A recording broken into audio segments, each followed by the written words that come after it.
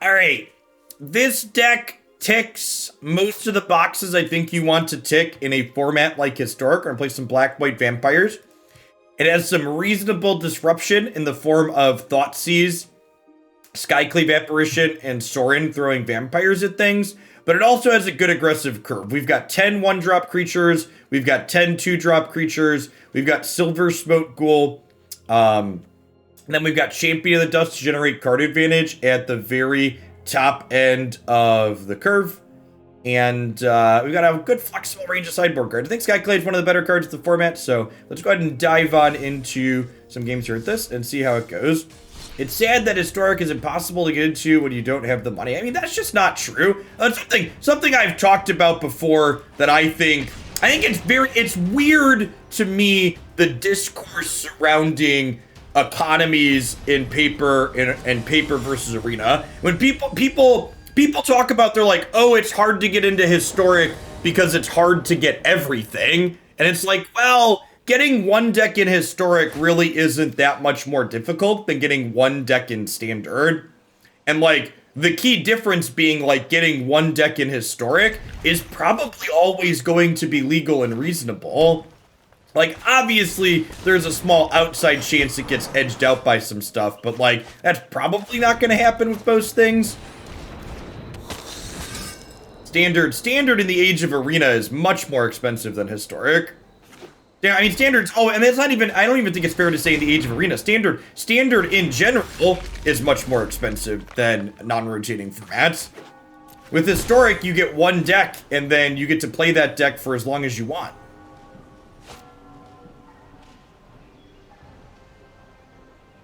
I think I'm playing Adanto here.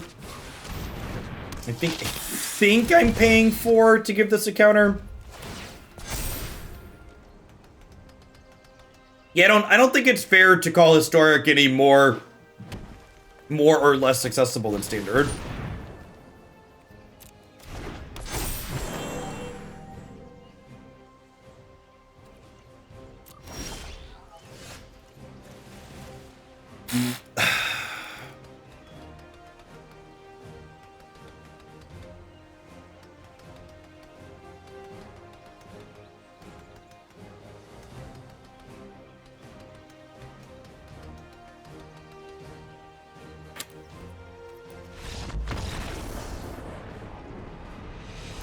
Yeah, I think we're done here.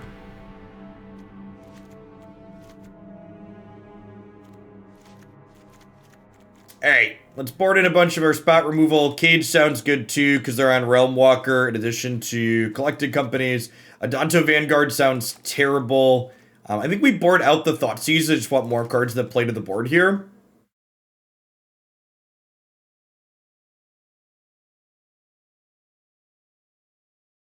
How do I want to approach sideboarding here? Am I just supposed to become like a control deck in this matchup? Do we like board in the Silversmote Ghoul so we can Sorin machine gun elves? That's probably what I want to be doing, right? Just pull up and be more interactive here.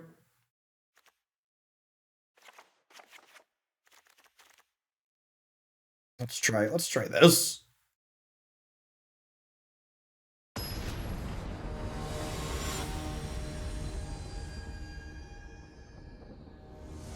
So like talking about the cost of things too. Yeah, and I think that's a big part of it, Beck. The free-to-play mind is like, well, the game's not accessible if you can't own everything easily is the mindset. And especially non-rotating forms. And I can almost see that mindset being applicable in Standard, but speaking from experience with non-rotating,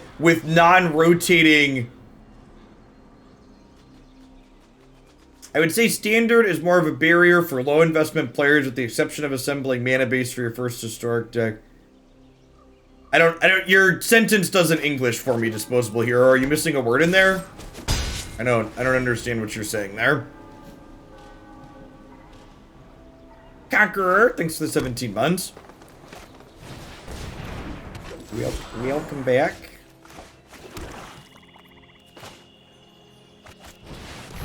Sorin and make this bigger for now. I have not survived millennia to stand down now. Our fiends thirst for life. But I mean, it's not even about cost, right? Like, I'm not saying Magic's not expensive. We're comparing the costs of one format versus the other as the baseline of what we're talking about here. Like standard versus historic. Defy aristocracy.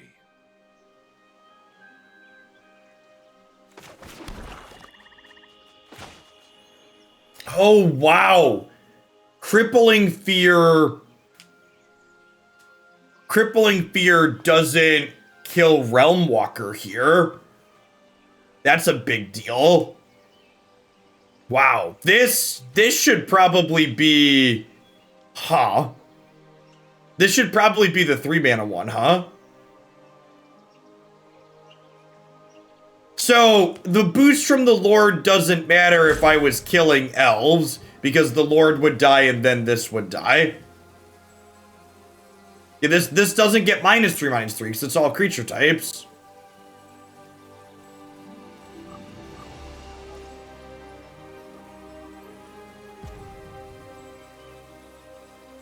But so, your statement, the people that you agree with, your statement's just wrong. Like, all right, I'm gonna put a different card in my sideboard. I'm gonna cut this and put the card in that works. So, like, the people that are like, the barrier to entry in historic is mana bases, like, have you not played standard? Fuck, I'm gonna pull up a data point now because you people arguing with bad metrics are pissing me off. Now I'm mad, chat. Don't make up bullshit. Standard deck lists. That's tournaments. Deck list. Standard. Sultai, Yori, and Ramp. Why is your site slow? Sultai. That's not a thing. Sultai, Yori, and there we go. Alright, how many rare lands are in here? 4, 5, 6, 7, 8. 12. 16. 20. 21, 22, 23, 24. The idea that historic is harder to get into than 3-color, like, so what your statement is, your statement should be 3-color decks are inaccessible to new players, and that would be an accurate assessment, but that's true of both standard and historic. We're not talking about how hard is it to get into Arena in general. We're talking about, is it meaningfully harder to get into historic than it is to get into standard? And it's not, is the answer. Like, you're right. It's tough to get into a 3-color deck in historic. That's daunting and it takes money or a lot of effort. But, like, that's also true of standard. That's just a thing that's true about Arena. That's not a standard versus historic thing. That's an arena economy thing. So again, in a discussion about is historic harder to get into than standard, that's a moot point. It's irrelevant. It's true in both.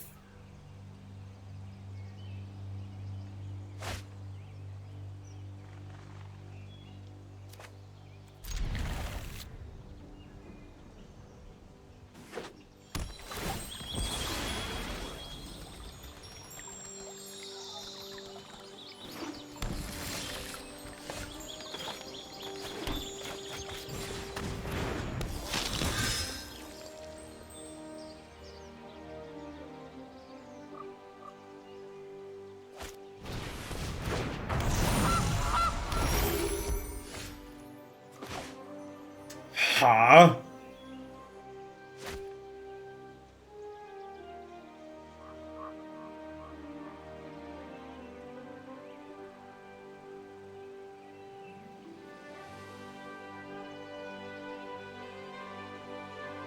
Yeah, lands pricing people out of formats is a problem that long predates Arena. That's just been a thing with Magic the Gathering for a very long time.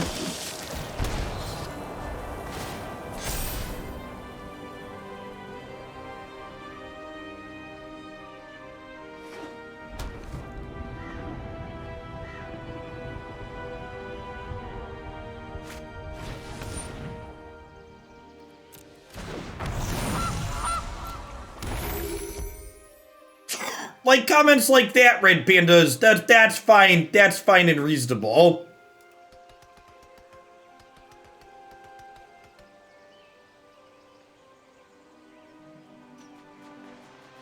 Then it's a discussion of how much harder.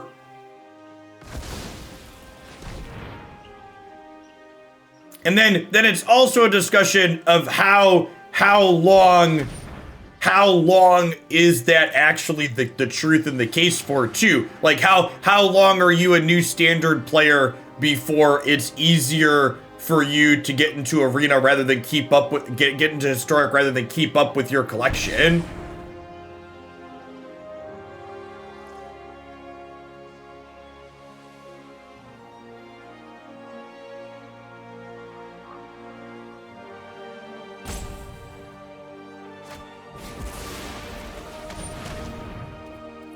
The opponent is playing Jund Food almost assuredly. The geese would imply they're not on Collected Company, they're on Trail of Crumbs. Is the implication the geese give for those not familiar with the format.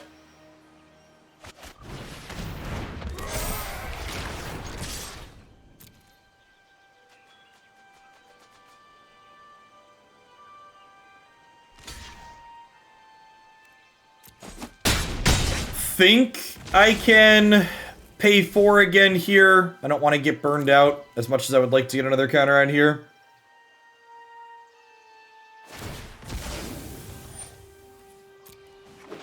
And that's the other thing, the people talking about standard being easier to get into than historic right now. Most standard decks port directly to historic right now because standard's such a high power level. Which makes it kind of extra silly to talk about it being so much harder.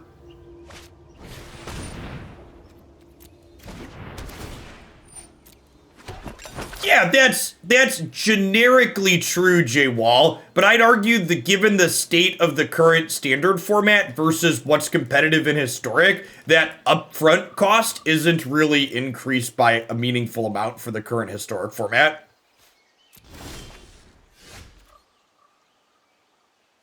So, and again, this as a logical adult capable of having a discussion about something and seeing reality, the reality of what makes standard marginally easier to get into on historic than historic. Here's the one big thing that makes standard slightly easier to get into than historic is because standard has fewer sets in it. When you are opening booster packs to get wild cards for standard, you are going to incidentally open slightly more cards that you otherwise would have wanted to craft. So, what do I mean by that as an example?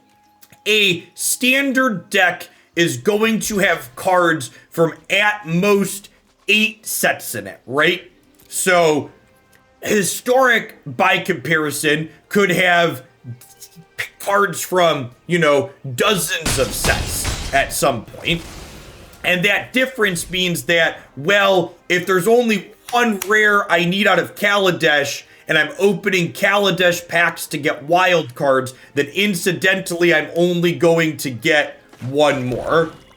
No, I'm not pumping Knight here. I'm playing another threat. Why would I pump Knight rather than continuing to go wide? I want to go wide around the Cauldron Familiar.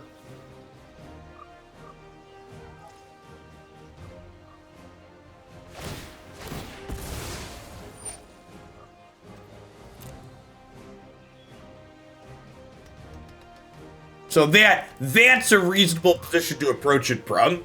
But generically, if you're crafting all cards out of wild cards, you're right. On Arena, a Steam Vents and a Pathway are worth exactly the same thing. You just have a better chance of incidentally having a Pathway the way you're opening packs. So, I don't mind having a real discussion and talking about some of the differences. The thing that really annoys me is what someone did earlier that I timed them out for, where they're 3-color mana bases are harder to get into, they're less accessible in historic. It's they're not. They're the same number of rare wild cards. 3-color mana base is always a giant pile of rare wild cards.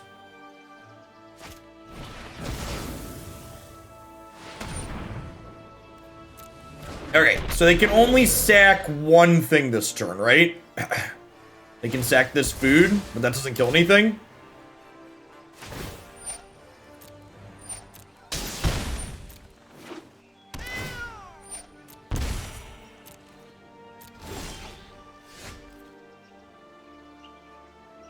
If I attack with everything, what happens? Let's say if I attack with everything and they want to eat this, then they block this here and they take 10. They take 8, 10. But if I attack with only these, do I want to attack with this 2/2? I think I want to attack with the 2/2 just to gain life.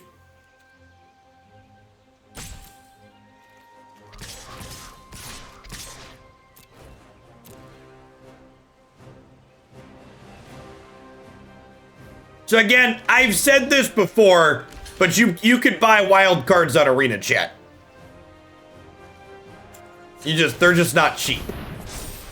For $18, you get 2 rare and 1 mythic wild cards. Guaranteed.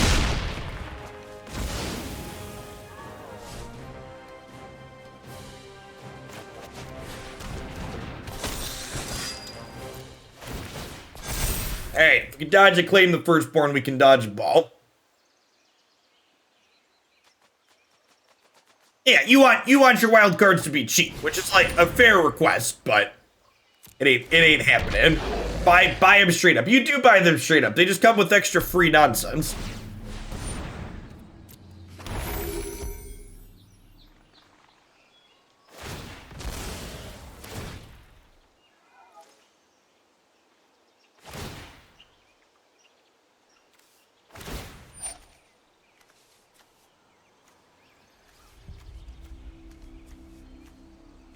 Wait, what?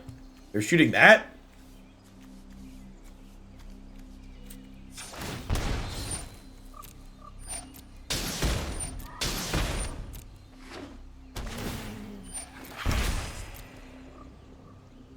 Wild cards come with these weird tame cards inside of packs. Big mood.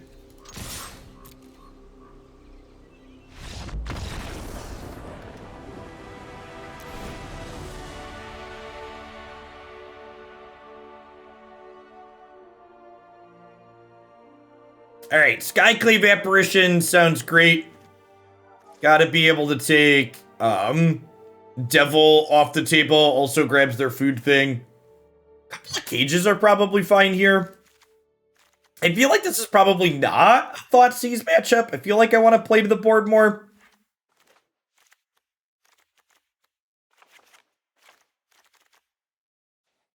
Silversmote Ghoul's probably not terrible here. It's a bit of a grindy card.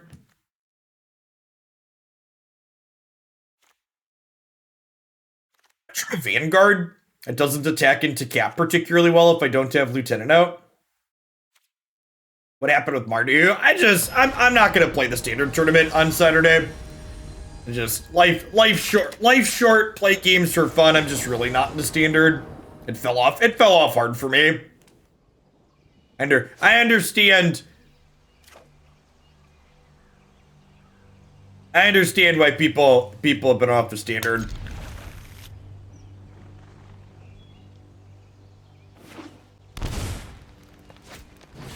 Standard's just like boring historic at this point.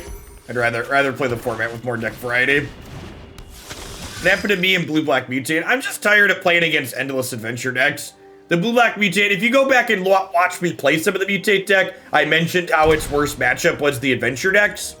When we were playing Mutate, the aggressive decks in the format were more popular, and that kind of stopped being the case. Like, the Mutate deck has a fine ultimatum matchup, and it has decent, like, white aggro and red aggro matchups, and white aggro, it's funny, if you go back and listen to me talk, you'll hear me talk about how white aggro formats that white aggro is competitive in are some of my favorite formats to play, and white aggro has largely fallen off the face of the planet in standard. Is that true? Let me go back. I feel like I need to go back and look now at the last couple of tournaments.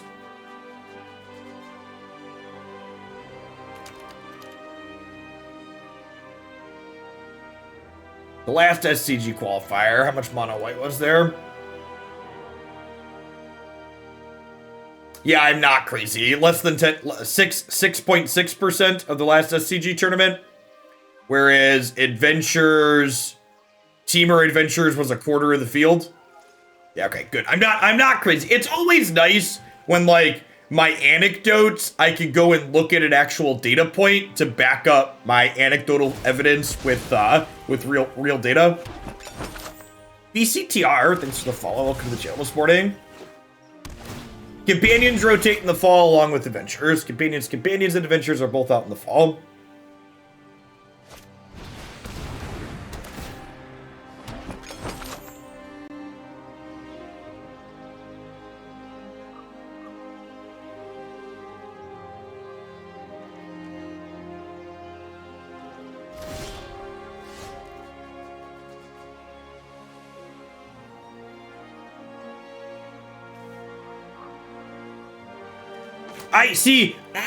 I don't even like playing white aggro myself, Navier.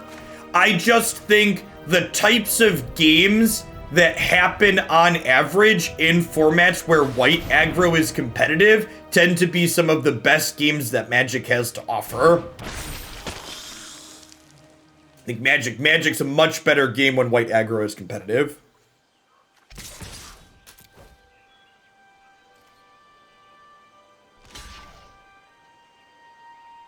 Might as well get my chip shot in here.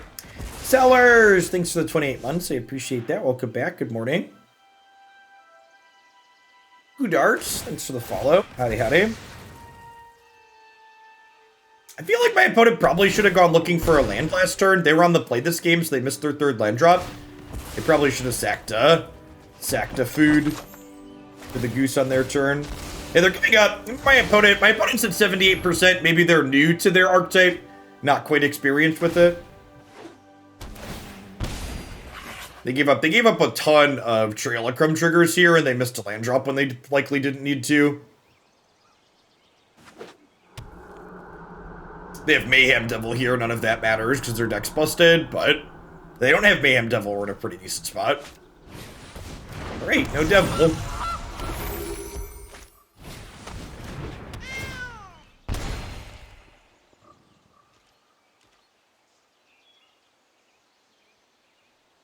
I think that's a great comparison, Captain. I think comparing adventure decks to energy makes a ton of sense. I guess this is dangerous if they, like, kill my Legion Lieutenant here. They could kill my Silversmote Ghoul.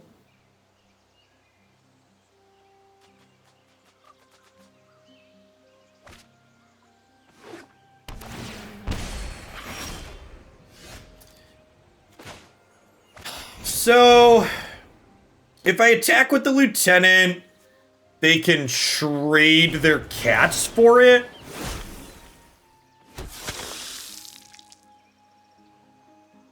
Flips my Legion's Landing. Really don't want to trade.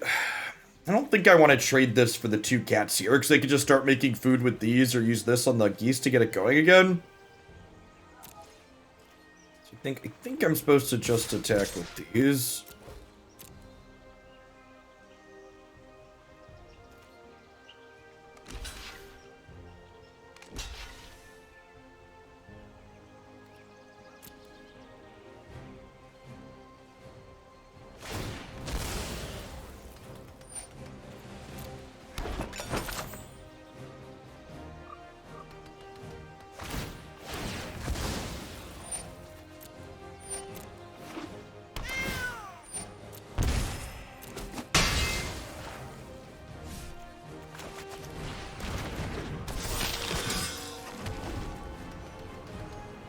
Cat Oven, giving everybody at home a lesson on why it's really good against small creature aggro for those that haven't experienced it before. Good example of why I boarded in all of our Skyclave Apparitions so we could have the potential to kill an oven in situations like this.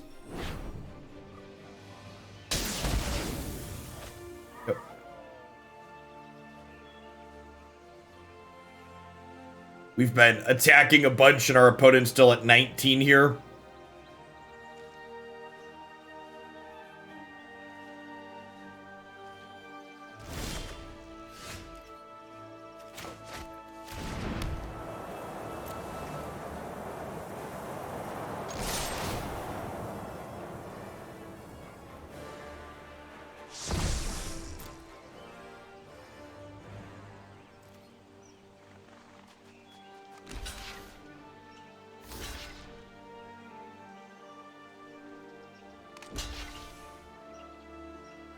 Want to eat their goose here, huh?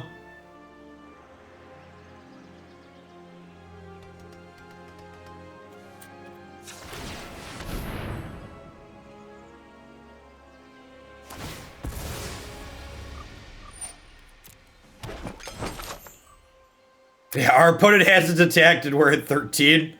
Another good thought. Well, they haven't. You're right. They attack, but we block. They haven't hit us with an attacker. You think we should hit for 4-2 and grow the knights? Maybe. Morning, me.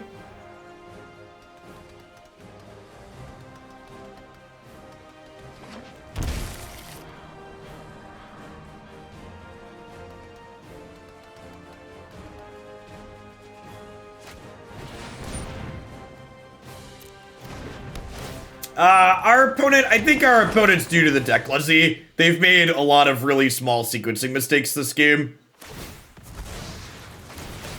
They've missed on optimally using the Trail of Crumbs a number of times. And different trades and exchanges they could otherwise be getting.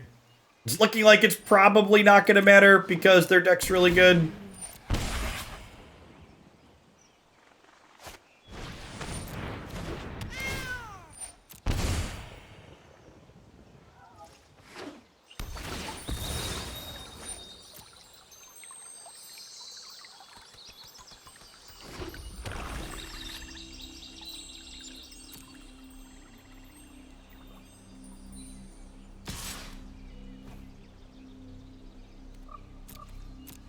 Lightning Helix was always in the format, it just comes in cat form. Oh, meow.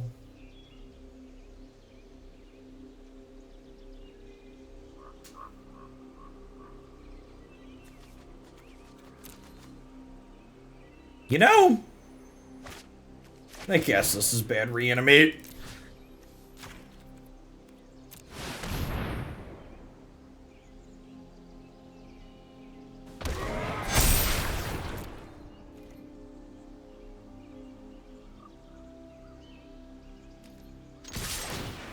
If I could gain some life with these, it would be nice.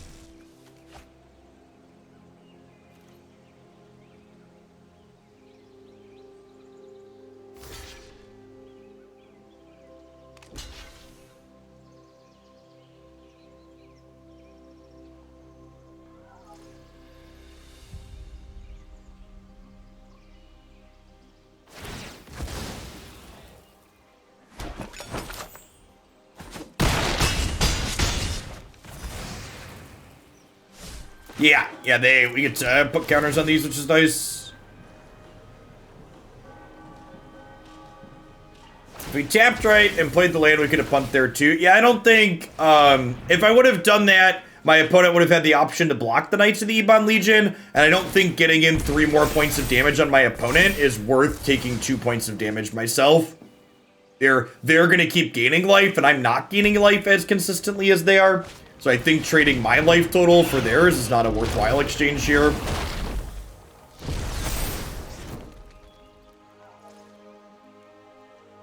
Oh, I could have sacked the ghoul for a card. That's a good thought.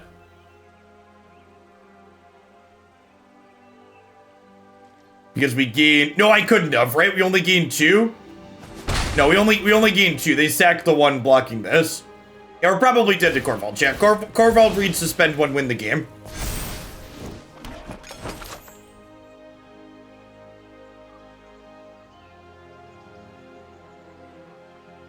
Do I have a removal spell for Corvold in my deck right now? I don't think so. Yeah, our opponent missed a lot of sequencing things this game, and just none of it mattered because their deck just like completely brickwalled us. They're not dead, right? I could get rid of a blocker. I don't know. Let's find out.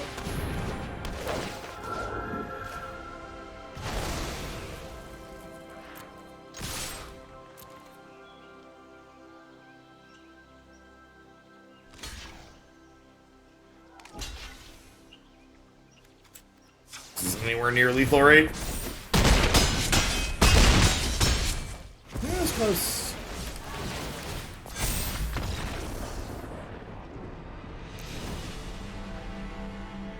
For reference, the Corvold gets huge there and we die the following turn.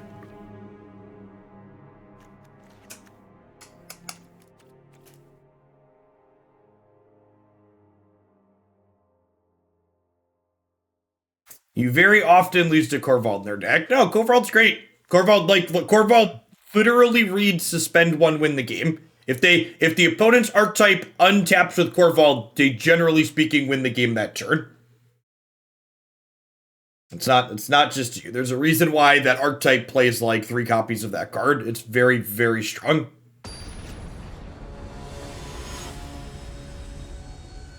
A Kisa's legendary deck probably doesn't sound very good.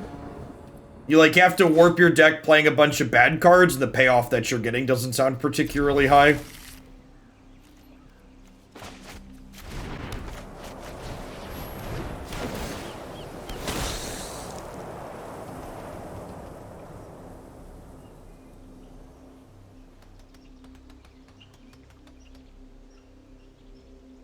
Like, a reasonably aggressive draw here on the play. If we hit the second white source for Skyclave Apparition, should be in a pretty okay spot.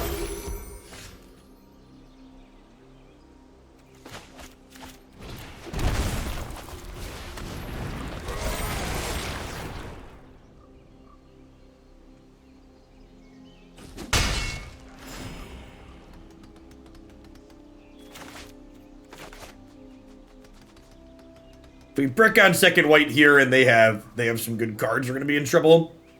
Spring Mana, good morning. Ooh, tapped lane's good for us.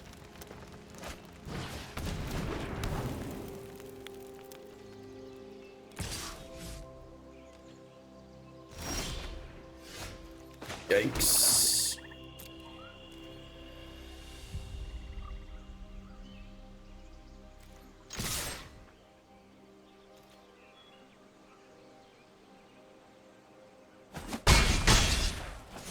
I guess if they don't kill any of our stuff here, Legion's landing is white source for us next turn.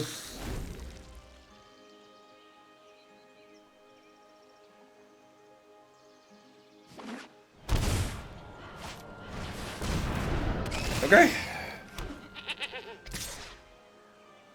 Yeah, their inability to draw Devil's been great for us so far. Okay, speaking of great, that's lovely.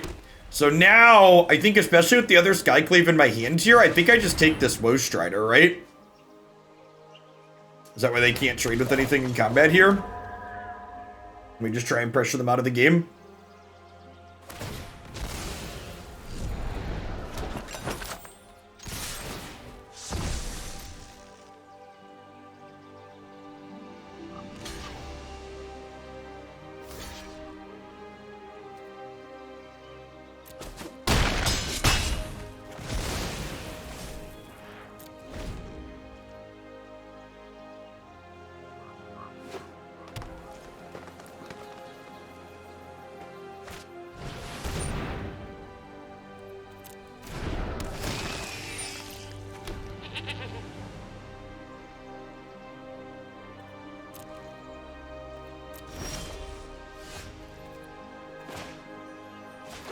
We just run back the same play? I think so.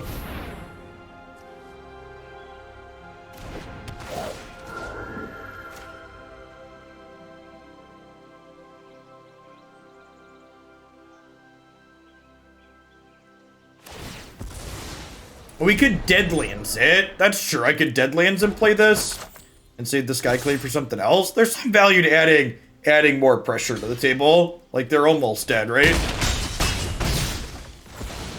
I don't know. Thinking about the line here, I kind of think it's right to play the Skyclave so we can just, like, have them dead. Like, I don't expect a sweeper out of their deck, right? Yeah, I kind of like putting another 2/2 into play. I agree.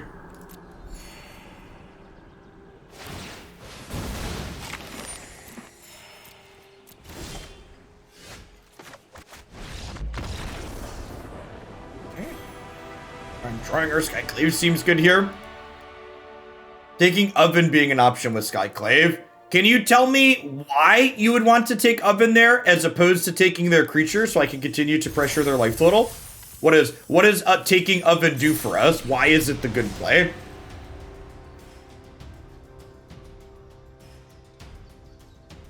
Those are the type. I'm like, when you're playing on your own at home, those are the types of questions you want to be asking yourself to try and arrive at good plays. Like, you won't have me sitting there to tell you that your play is bad. So instead, ask yourself why your play is good. Logic through the lines. Ask yourself, okay, well, I can do this. Why is doing that good? Why is doing that better than doing this other thing? Which of these plays constructs a game plan that allows me to win the game?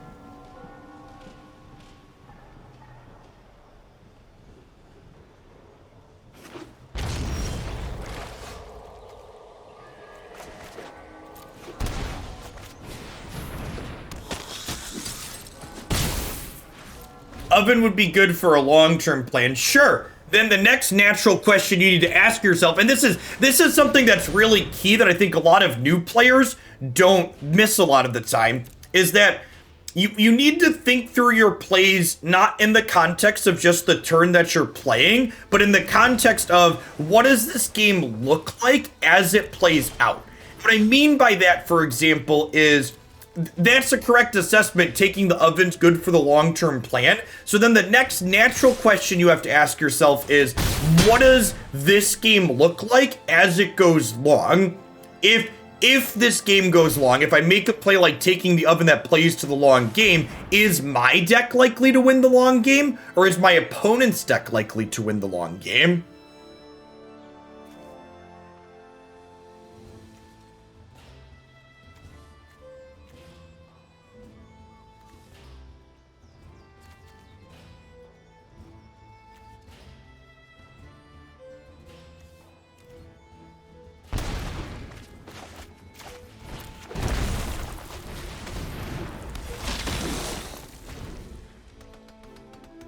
I think we're a bully, chat. I think we're a bully. We got pared down into someone in diamonds here.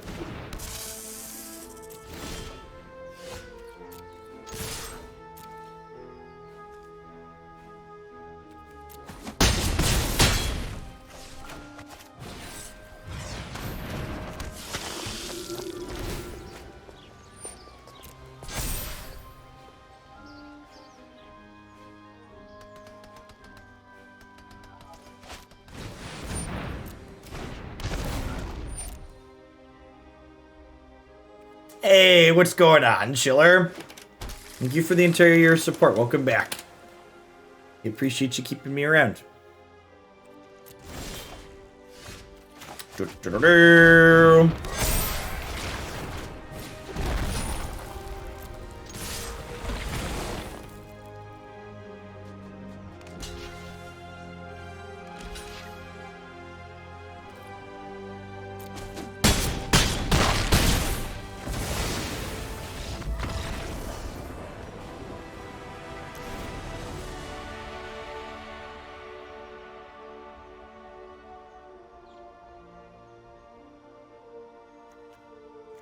All right. Bully 1, blue-green sweet card 0. Skyclave Apparition to pull out their random blockers, I guess. And then I'm going to click submit. Primarily stick to our proactive game plan. Yeah, all of their cards were standard legal, weren't they?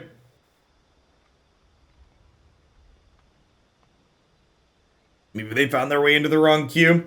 Although, honestly, to be honest, they probably play against a wider range of more interesting things in Historic than they do in Standard. And like I've said, Standard power level's not that different than Historic. It's probably a refreshing change of pace to play Historic versus playing Standard, even if your deck's pretty much Standard legal. Oh, is Psychic Corrosion not Standard legal?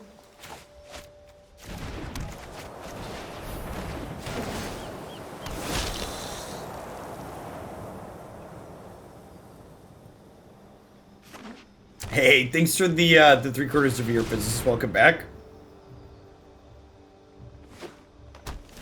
Oh, growth spiral's not standard anymore, is it?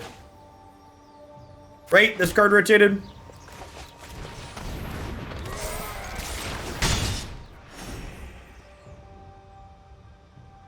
We did finally draw Vampiretron, chat.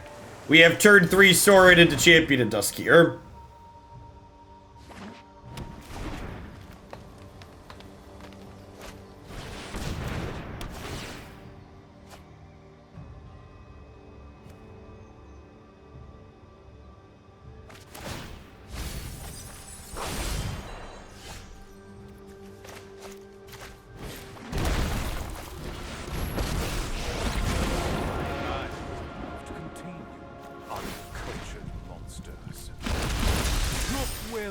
Growth Spiral did get banned in Standard, didn't it? I forgot about that. Things got so crazy at the end there. I hope they draw 30 cards next turn. They could.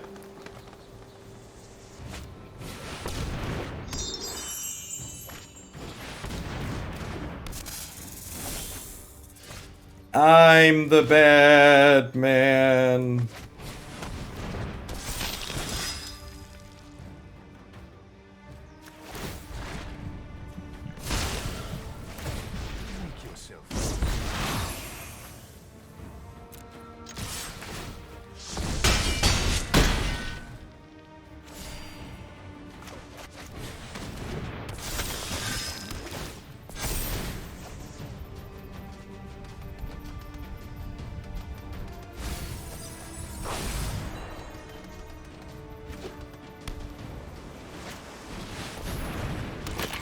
I mean, like, our opponent made it to Diamond with their Brew, chat. So, like, they've clearly been winning games with it.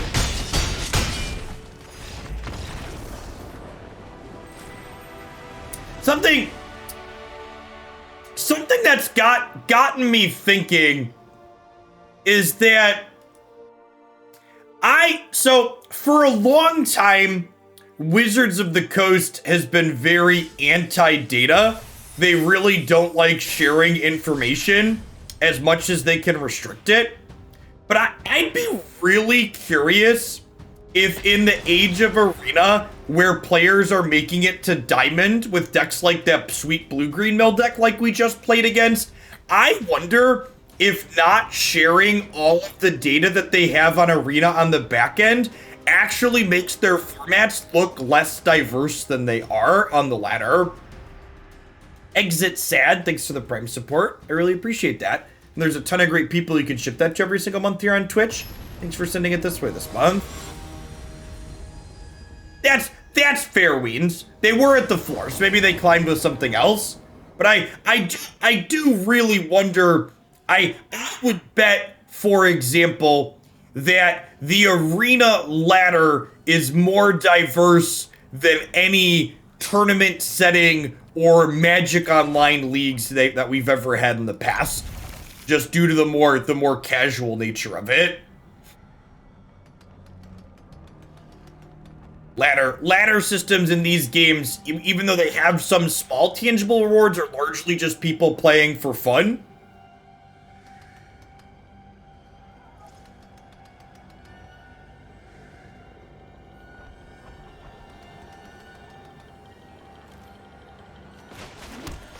And the thing that got me thinking of that was, people that don't follow Runeterra, they just finally did a balance patch after waiting a while.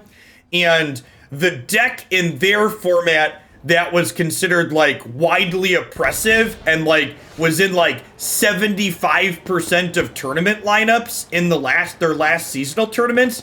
So this deck was like wildly busted and needed to be rebalanced. It was only 10% of their ladder matches. And it got me to thinking, what would Magic's formats look like if we were only looking at ladder data even inside of formats that were considered really bad based on tournament metrics? Because tournament metrics are definitely way more cutthroat than anything that could happen on the ladder.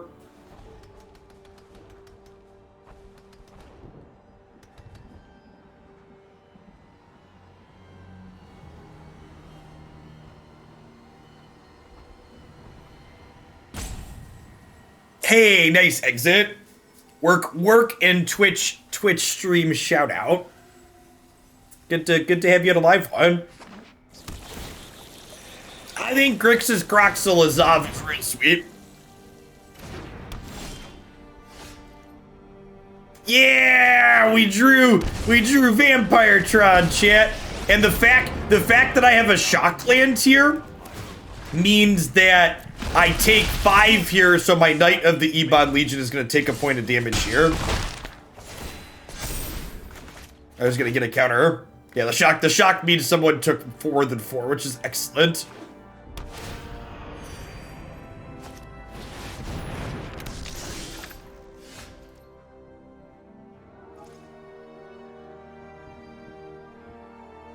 Those metrics, percent of games that include a total deck or percent of decks. I don't understand the difference between the two things you're asking about there, Gengar. How are those things different? Can you explain? I don't understand.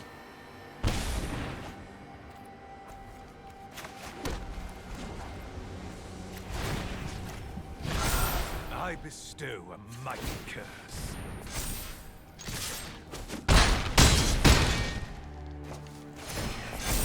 And if they draw Ugin, I'll be real sad, but we'll take the Ugin and cross our fingers for a turn here.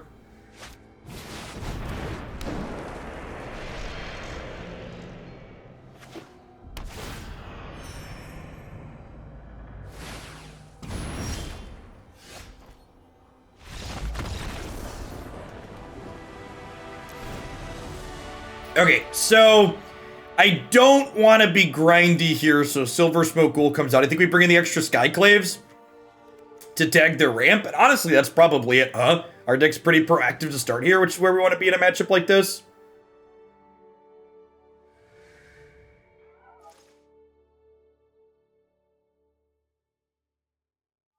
Does a mirror match for a deck count as 1 or 2? Mirrors, basically. If 33% of decks are Sultai Ultimatum, less than 33% of games. It goes on number of decks that people have submitted for games. They don't look at decks and matchups. I don't think I've ever. Can you give me an example of anywhere that counts it based on number of matches that include a deck? I've never heard anyone ever anywhere count format diversity based on the number of matches that include a deck, basically discrediting mirrors like that. That's not a card game thing I've ever heard of any game doing.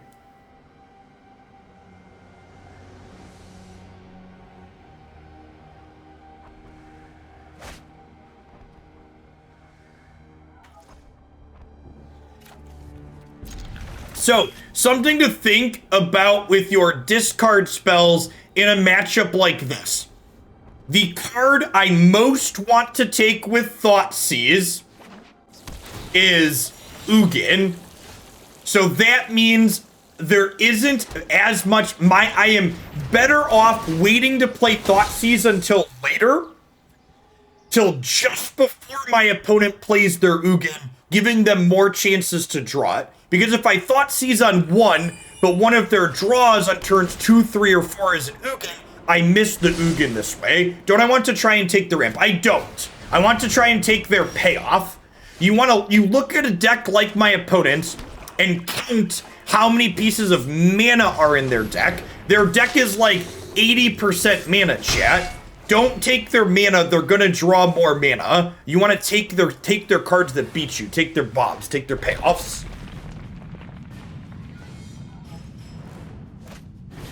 Does Shadow's Verdict count as a payoff? Yeah, definitely. Sweepers count as payoffs in a matchup like this for sure.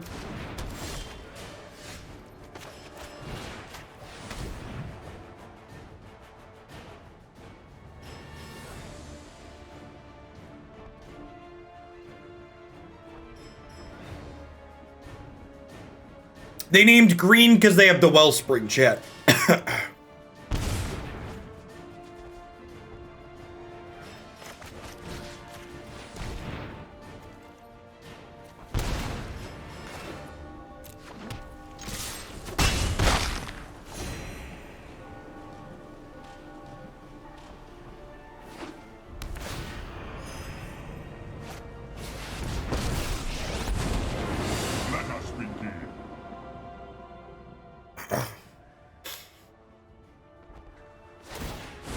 My allies are counting on me.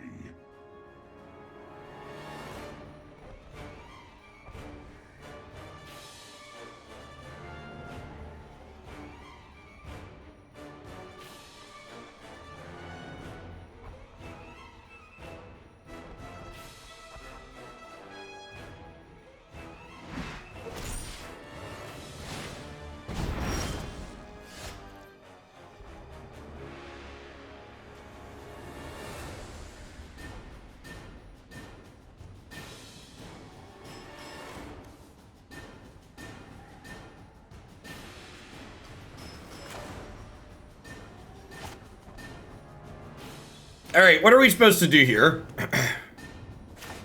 We're definitely playing a tapped land. I think it's Sorin. Start plussing on this because it has Menace. So I can like Sorin, make this a 3, kill this, hit them. Sorry, I muted and hid myself because I had to blow my nose, chat. If you want the nose blowing to happen on camera, make sure you're a tier 3 sub and check out my OnlyFans, okay? On Twitch we try and keep it PG.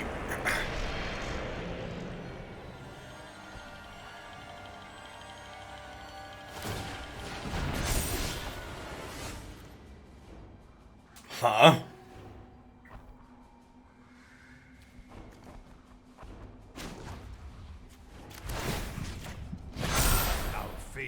Thirst for life.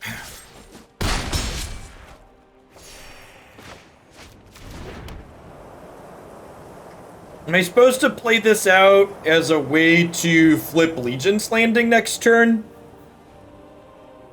I kind of feel like I am.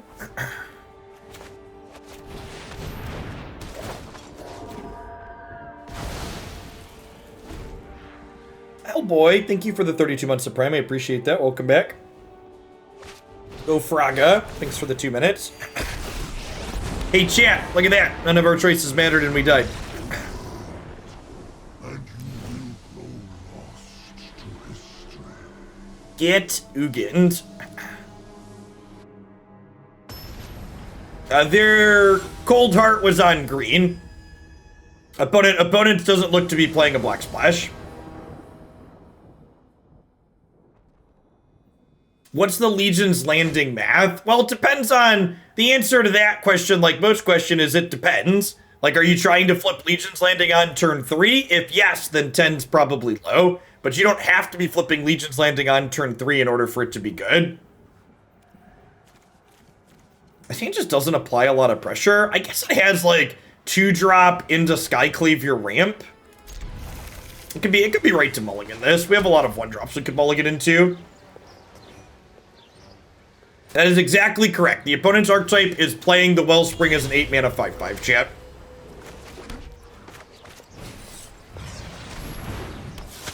Yeah, it's also a 1/1 vampire with lifelink in our vampire deck. Is exactly correct on the thing.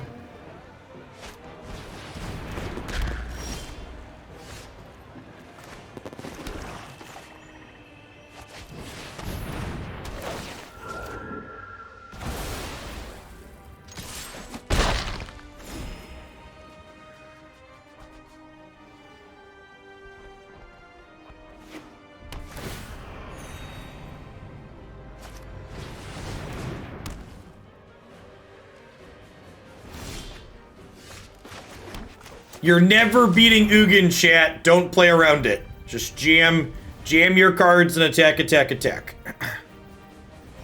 Hope to kill them before they get there. You're not always going to, but sometimes you will.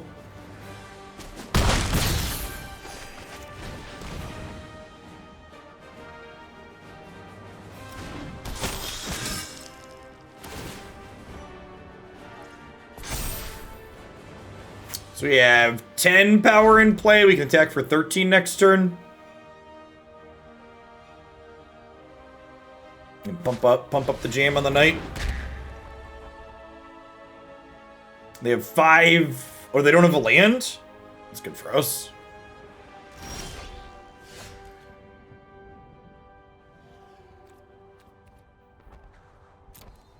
Do I want to push extra damage or do I want to draw a card? Is it better to draw a card here? I think it might be better to draw a card, right?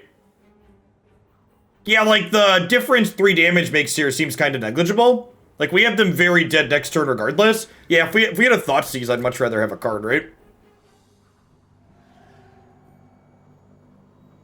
Yeah, it's the difference between putting them to 1 and putting them to 4.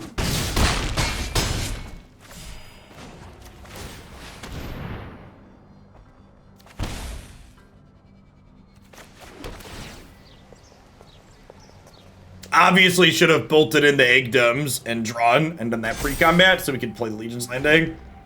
Punted it.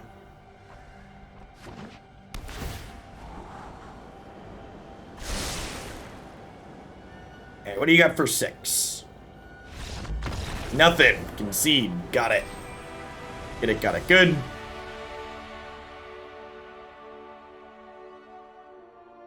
I think the opponent, we played variations of the opponent's archetype a few different times, and I think their deck is much better with the Black Splash, so it can deal with creature decks like what we're doing. Without something like Shadow's Verdict or Extinction Event, you just get run down like happened in that game there. Your Ugins are just way too slow on the draw. On the play, Ugin's often fast enough, but you can basically never break serve against aggro without a sweeper.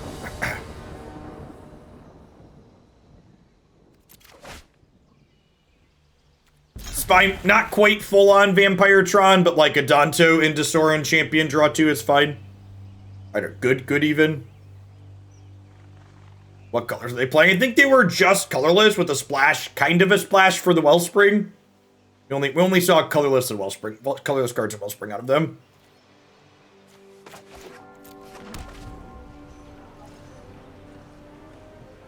Wonder how many Inquisition of Kozilek our deck wants to play. Once we get Mystical Archives.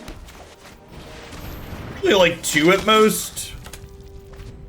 We definitely want to play some number, I think, but I'm not sure how many. I don't know, maybe we don't have room for more than 4 discard spells. Like our deck has a lot of synergies in it. So like fitting in a critical mass of synergy cards is something that we need to be able to do.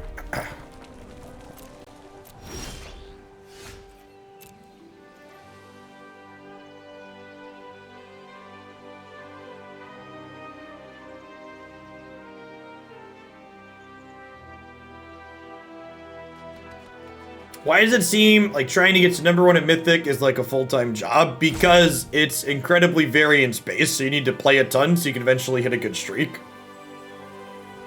What decks will be included in deck voting after Vampires? I don't know, whichever ones I feel like putting up for voting.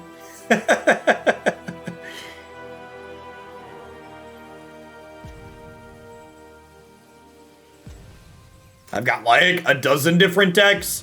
If you've been looking at my deck editor, when I click between things, all of the things that have favorite stars on them are things that I'm going to be choosing from for deck voting. And I've got like a dozen things in there at the moment. A lot of good ones. There's so many different things to be doing in Historic. Every time we play something, I take it out of my list of favorite decks, and then like my list of favorite decks keeps growing of things we haven't played yet, because there's always more things to be discovering, it feels like. Oh, they're playing goblins. Yeah, scary. Scary. This hand's gonna be able to pressure them out before they pippity pop off here. Their start's pretty slow. It is something that I found very amusing is the fact that these goblin decks have been main decking a Braid because people have been main decking Grafdigger's Cage. They just gotta like fight fire with fire. Yeah, I have an ever-growing list of historic decks I want to play, and the archive hasn't even dropped yet. Like, I think what's the deck queue up to? The deck queue is up to, I've got 11 different Mystical Archive things waiting to be played currently. A lot, to say the least. This is lethal, right?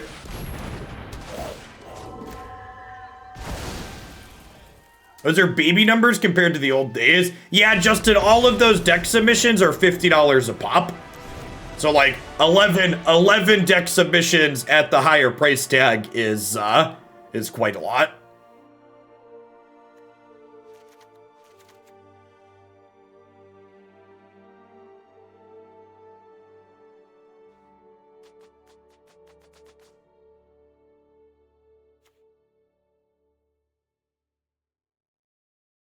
Nah, I'm pretty happy. Like, having it be extra high at set release makes sense. And in general, I think I'm pretty happy with the flow of the number of decks we've had coming in.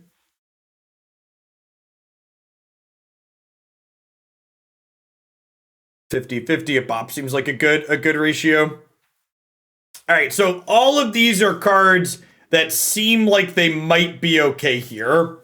What am I cutting?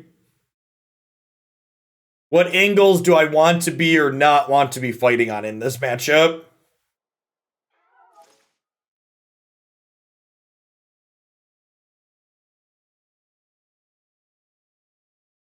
Like, is this a Silversmote Ghoul Sorin matchup? Probably not. Yeah, I probably, like, so the Goblins deck is capable of grinding, but I probably don't want to play a long game with them. Is accurate.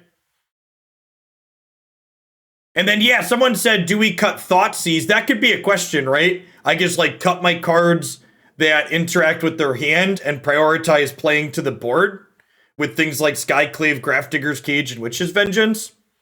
That being said, our opponent's archetype is a pseudo-combo deck. Adanto Vanguard could be a reasonable cut. While it was fine that game, the opponent's deck tends to play to the board more than they do in that game on average. I think that's the trim, maybe. And maybe we'll, like, switch Thoughtseize for Vanguard on the play and we could be more proactive. I'm planning to start with Talia Veiled Temple combo again in Runeterra this afternoon. That was the deck I liked the most last season. Did I submit 61? I did submit 61. Yikes. That'll be okay, chat. It's a legal play. Let's just draw a Vampire. Let's just draw a Sorin, and then we'll have Vampire Tron. Yeah, decks full of cheap 1/1s tend to be good against the Adanto Vanguard. Definitely an accurate statement. Noise. Again, I think I mostly want to Thoughtseize Muxus, or things that lead to Muxus. I'm going to wait to Thoughtseize here. Getting Legion's Landing going and gaining a couple of points of life with it to start sounds nice.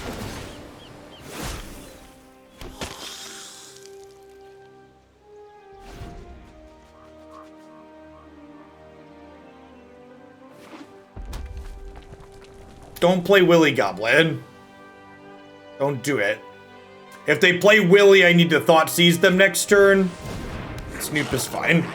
So, I basically just want to be able to play this turn and not feel bad about it. If they played Willy, they'd be threatening turn 3 Muxus, and I need to Thoughtseize.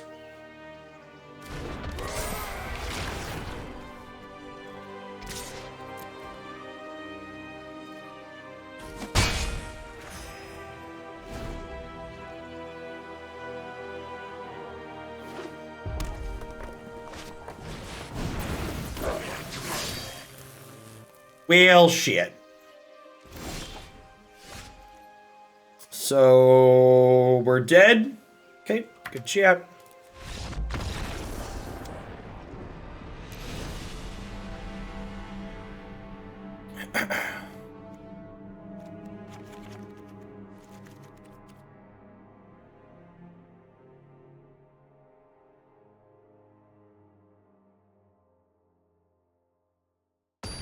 Our opponent skillfully leaving Muxus on top. Yeah, I'm gonna cut the Thoughtseize and just play the board here. Just try and run them down. Oh, we have Vampire Tron, but no lands, chat. This is fine. Not exciting, but fine. We're 5 drop off of Vampire Tron. I can't count how many deck lists I've copy and pasted from your YouTube description to my phone's deck import since you came back. Thanks for the 22 months, Shalano. It's good to have you.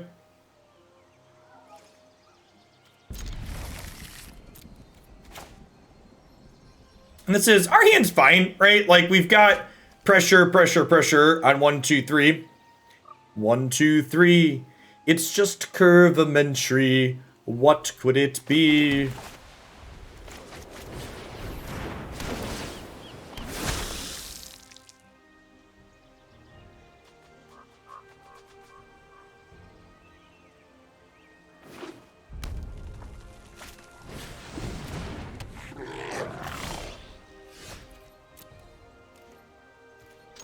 Huh?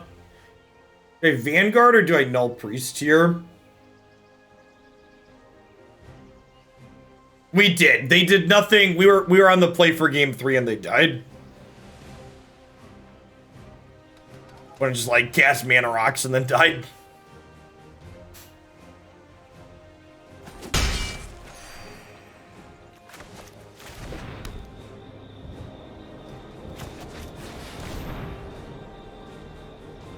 Sorin offsets some of the downside on Vanguard against 1/1s 2 because he can pump it up to a 4/2.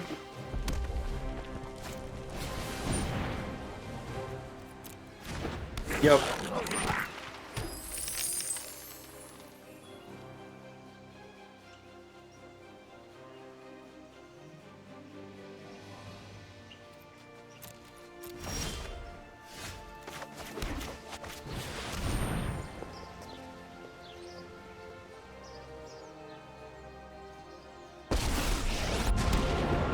Defeating you will not bring me pleasure, nor pain. My bloodline flows through you.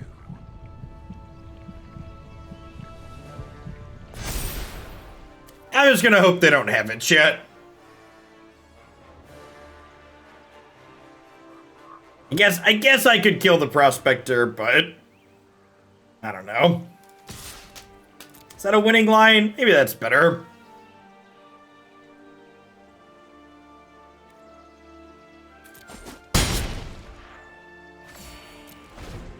That's probably better.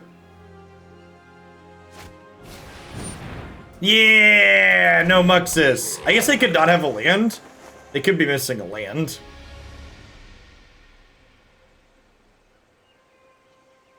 Leaving the token back means if they don't have it, they can't attack my Sorin, which is nice.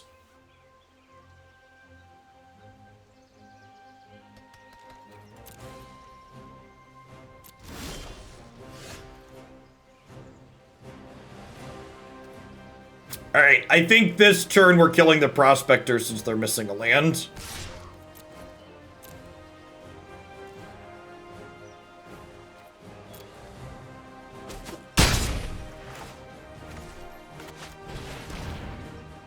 McKilly, thanks for the follow. Welcome to the channel.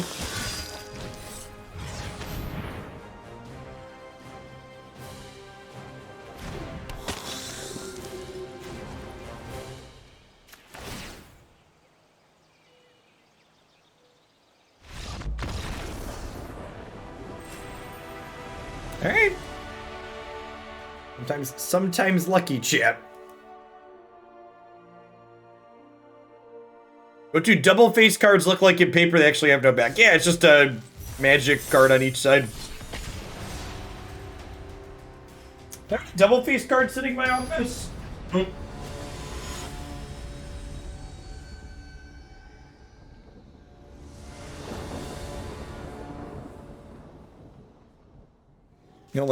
The only magic card I have handy in my office right now, chat, is this foil copy of Timeout. So don't make me use it, okay?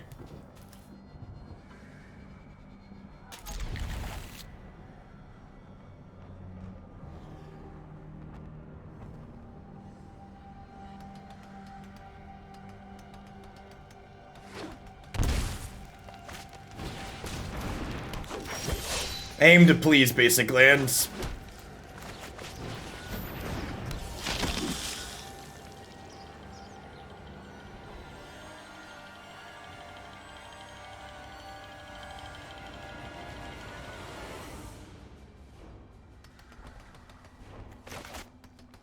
Am I doing spoilers? I am not doing daily spoilers. I'm occasionally posting things on Twitter that look interesting, that deserve like an offhanded comment in my opinion, but by and large, I'm gonna be waiting for spoiler season to end to do a full summary at the end of it as opposed to doing it piecemeal.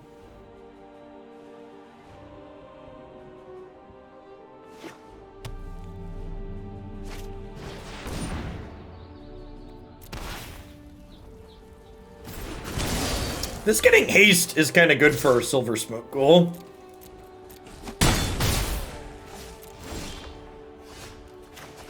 What are spells? Baby, don't hurt me. Don't hurt me no more.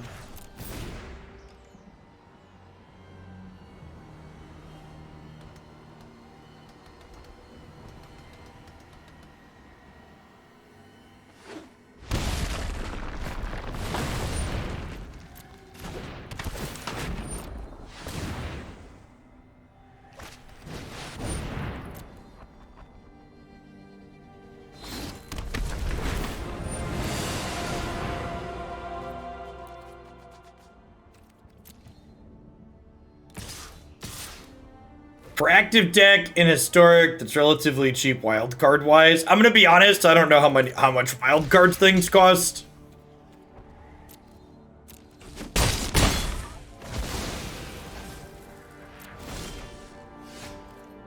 There's no way we're beating an active god, right? I'd assume one of the mono colored decks, like red aggro is like a go-to budget deck, right? There's also a mono black version of vampires. The two color decks in Historic really aren't cheap because the two color decks in Historic that's what I'm searching for. The two color decks in Historic play a lot of dual land. So like unlike standard where a two color deck only has one dual land, like take this two color deck for example, right? We've got 12 rare lands in the mana base. So mono color is definitely where you need to be if you want something that's not gonna break the wildcard bank. I think mono blue's like not super strong from power level. I would definitely recommend mono black or mono red over mono blue or mono white, honestly. I think blue's probably the worst of the mono colored decks. And I say that as someone who has an unhealthy love of tempo decks. I think blue's probably the worst of the mono color.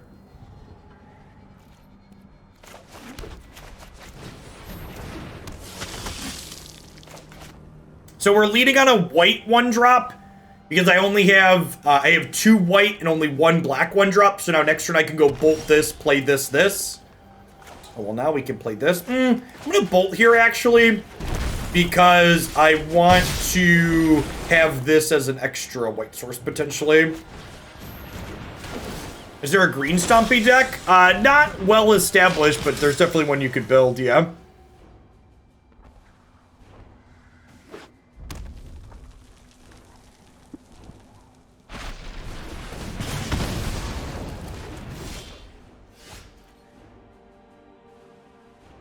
Huh?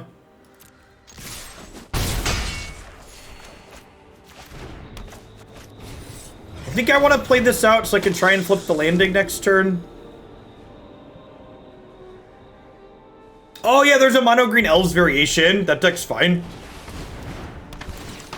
Reasonable even.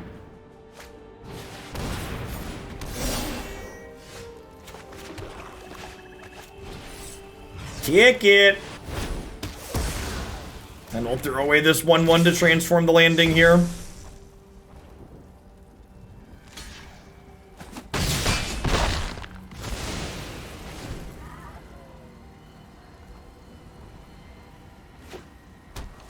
That's true. Elves has a lot of rares in the creatures. Probably less so than the Stompy decks, or more so than other options. White aggro is probably the best choice. That deck plays a lot of commons and uncommons.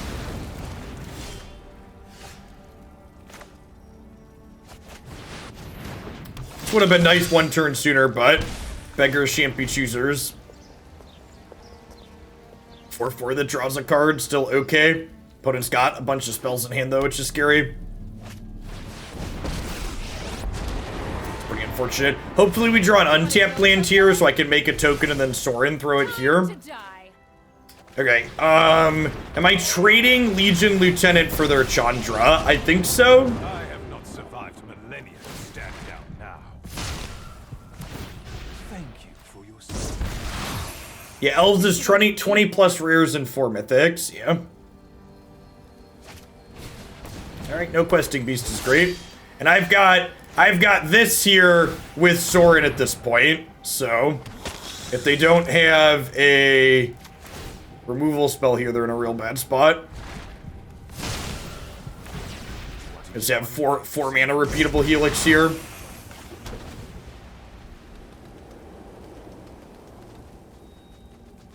Coco would have been bad for us, for sure. Is that a good draw, chat? If so, why? Please explain.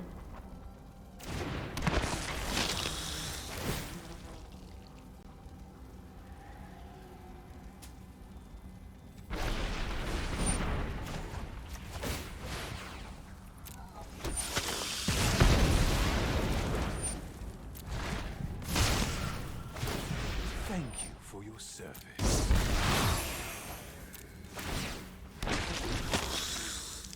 Activated our trap card, chat. That was face up on the board.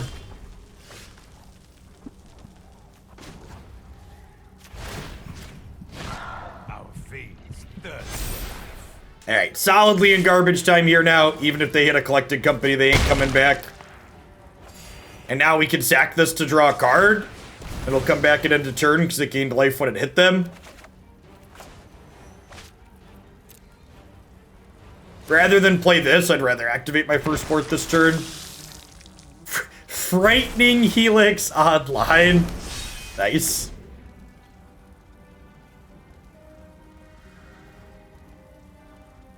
It's closing time. You don't have to go home, but you can't play here. Do do do do do do do do.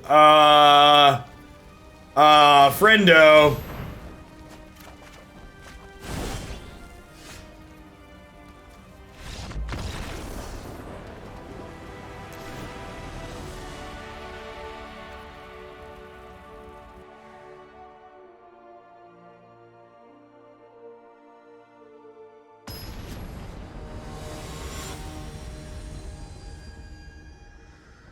Alright, that was the easy game, chat. That was the game where we were on the play. Now we gotta try and win one on the draw here.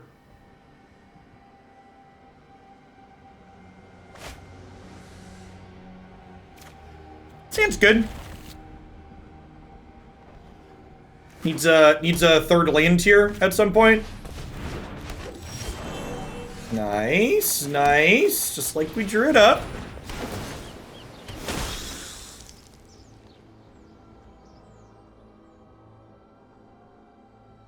Yeah, Bloodfast is very good against Gandalf control.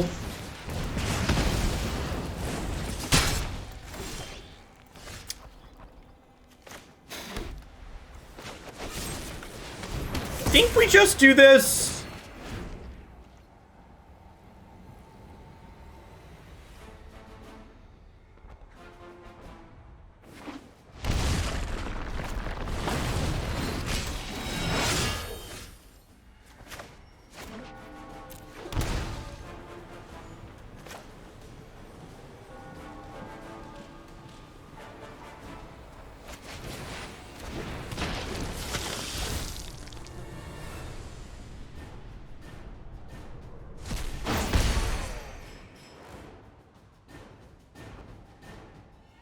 I could be wrong to play out Ghoul, because if they kill it, this is perfect. This is exactly what we wanted.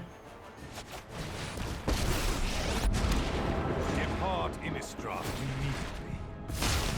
Yeah, it might have been right to exile the Klothys before we committed this, but it ended up working out for us here.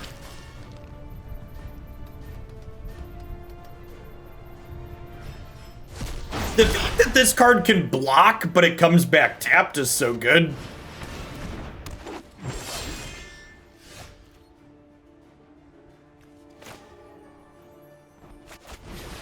Alright, I'm gonna start by playing this out, so that way if we plus Sorin, and they go to kill the vampire in response, we can sacrifice the lieutenant instead and still get the ghoul back. Yeah, Skyclave targets any non-land permanent. This is not just creature. This card is really good.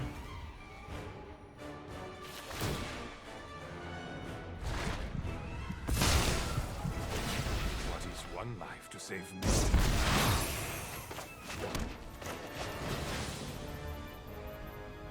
Yeah, this is a multi-format star. It's good in every Magic format. It's so flexible.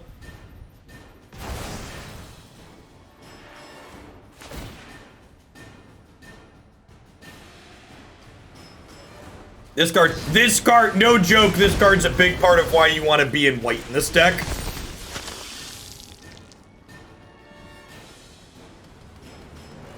Yeah, Skyclave with Ephemerate's gonna be real good. Alright, so got a jump block here. Mortals never learn. It's a shame we don't have one more land, huh?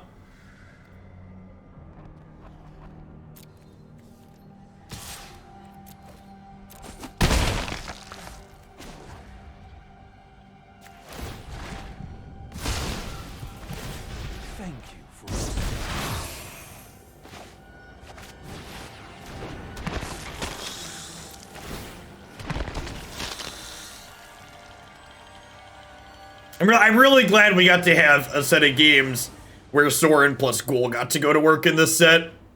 So, I could have sacrificed this to draw a card before the end of turn to get it back as well, but I wanted to have a blocker here in case they did this.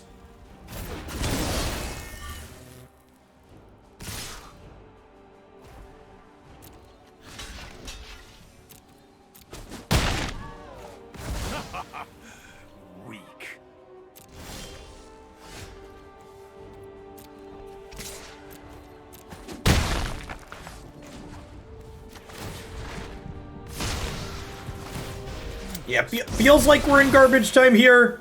Like we're at 26, we're about to get a bunch of things back.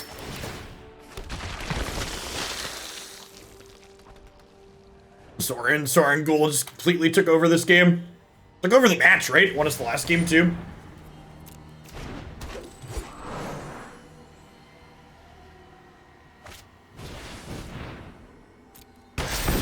You got him, he's dead. I have other obligations.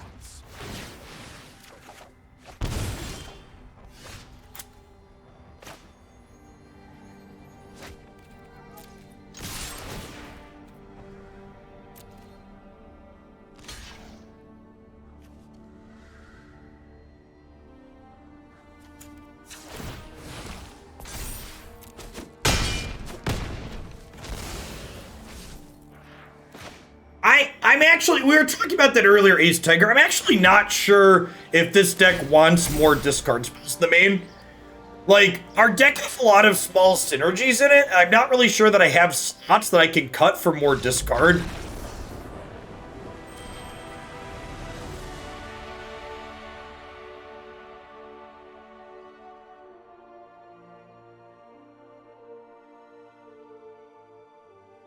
I really think the complaining about Mystical Archives being upgraded is unwarranted, considering the fact that you can get 2 rares in each booster pack. I think it would be different if Mystical Archives were replacing the rare, or you weren't able to get double rares or double mythics, but like, they're giving you a chance to get 2 rares and 2 mythics per pack. So like, there's a lot of legitimate complaints you could make about the arena economy, but I don't think the Mystical Archives having things upgraded to Rare and Mythic is really particularly legitimate, considering you're able to get them in addition to what you're already getting in your booster packs. All right, let's queue up. We're gonna do one more match with with vampires here, but let's queue up a poll for deck voting for our next deck before we start. You can buy rare wild cards, you just don't like the price.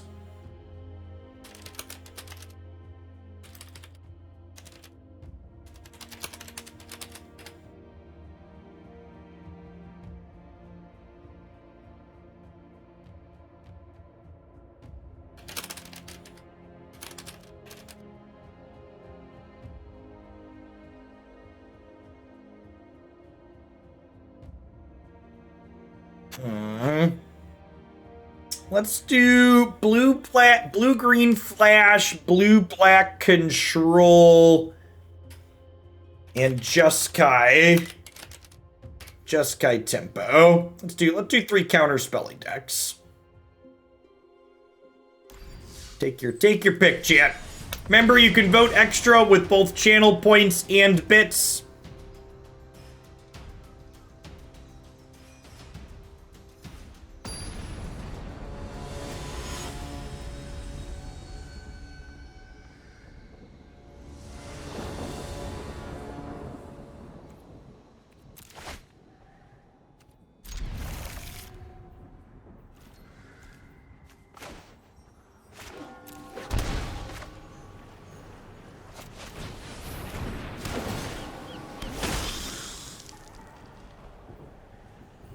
Why are you making me choose between multiple loves? Sorry. Ooh, having to shock ourselves a bunch here is scary.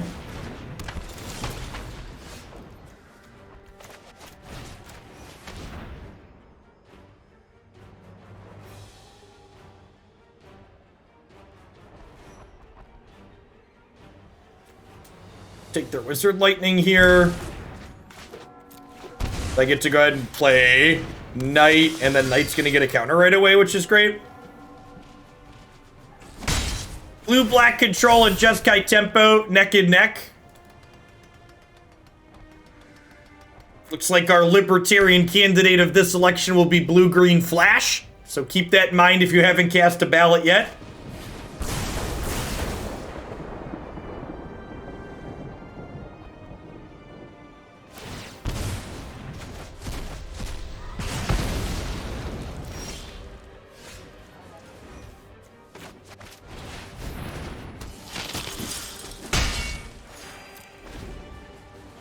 Voting blue-green flash is not wasting my vote, it's voting on principle. Ooh,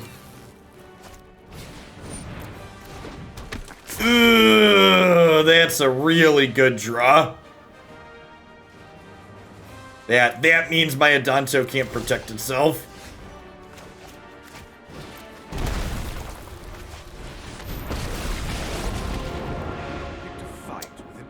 Vampire Lord.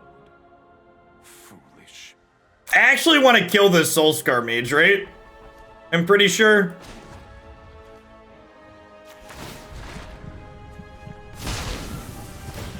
The blood is the life. Token in the blender. Yeah, I think that's the play.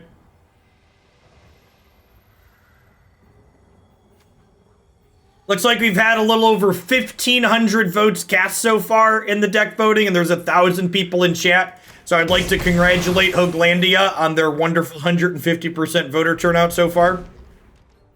We pride ourselves on free and fair elections here.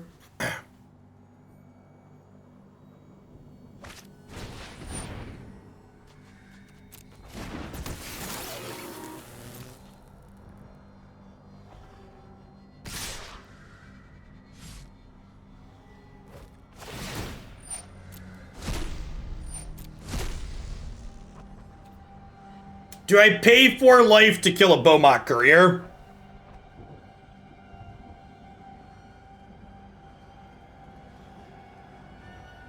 I don't know that I do.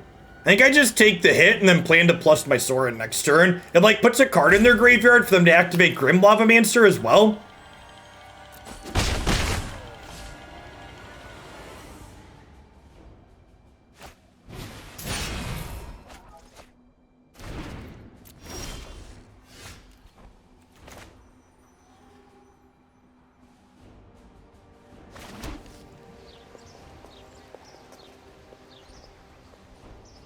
All right, do I make Adanto bigger with lifelink, or do I just murder Grim Lavamancer?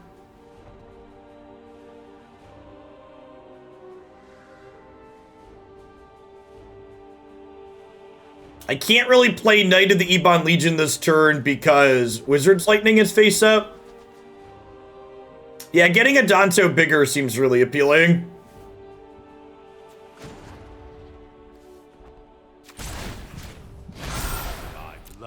So making the Adanto bigger like snowballs over a couple of turns, right? Because I can, what's the word I'm searching for? Because like next time I give it lifelink, it gets even bigger than that. I get my shillings back if we go into runoff. You do not.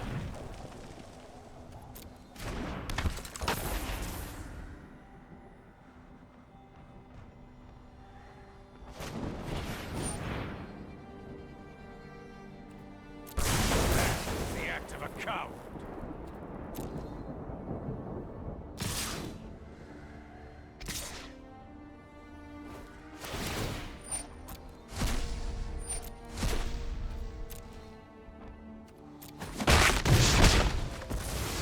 These childish games bore me.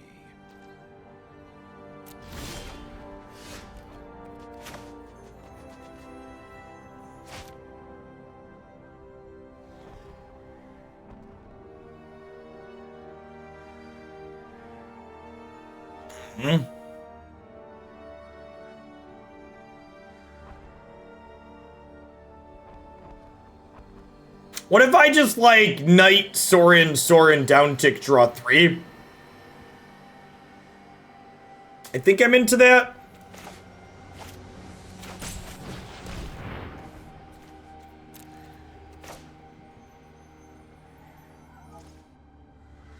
Yeah, it gives us a bunch of blockers.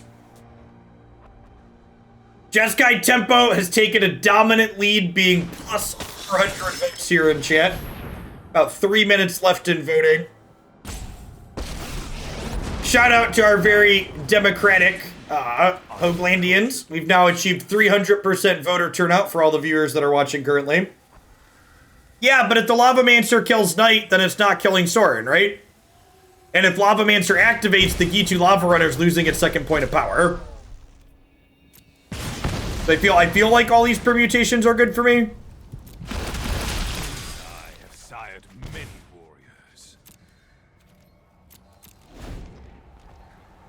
And like now, if they want to attack Sorin, they have to throw away 2 things attacking into my blockers.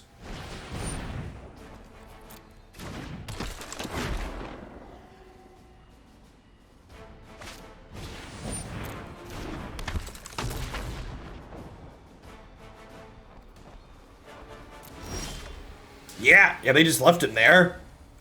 Nice. Okay, so...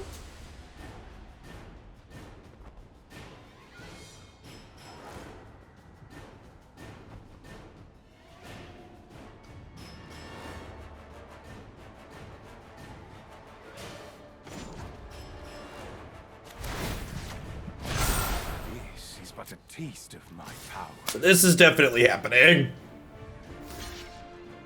Yeah, I agree. Getting to untap with Sorin is huge. Okay, so...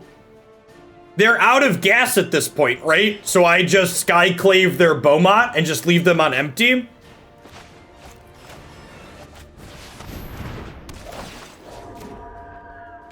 And then I think we're at enough life here that I pay 4, play this, and pump it up, right?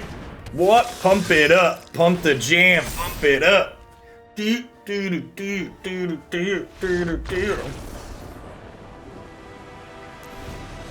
Nice. Sweet game.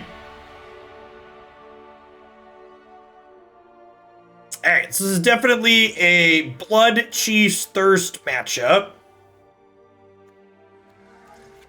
Yeah, these last 2 matches have been a clinic on why Sorin's pretty sweet, huh? He's been quite excellent.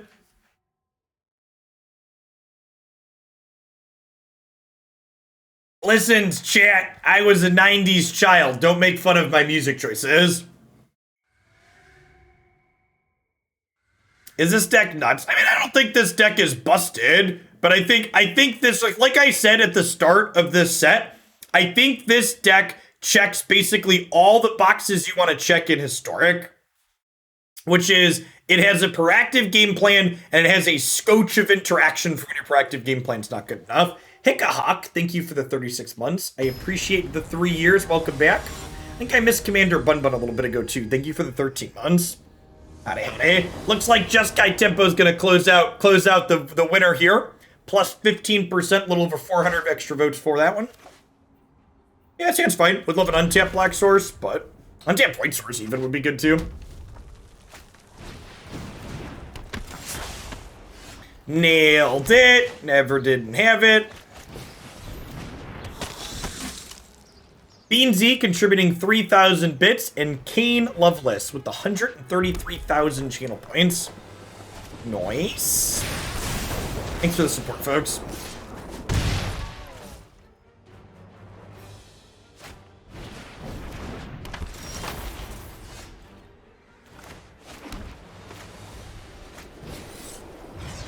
Pretty sure I want to kill my way through these.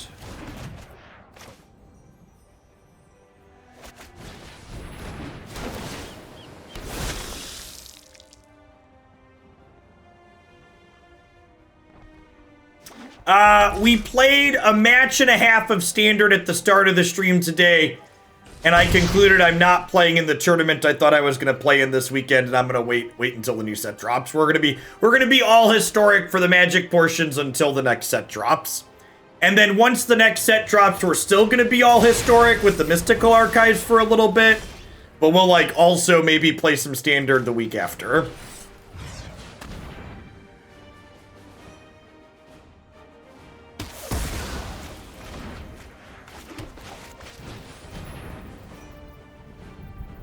I'm also not particularly optimistic about Standard changing meaningfully with the new set. It's not that Standard is bad, it's just that Standard's not meaningfully better than Historic.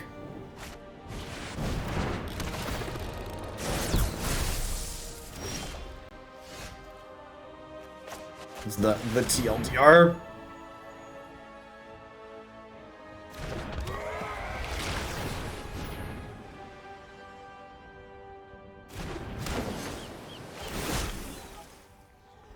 I mean, it's not, like, for the record, it's not even about Standard being stale, chat.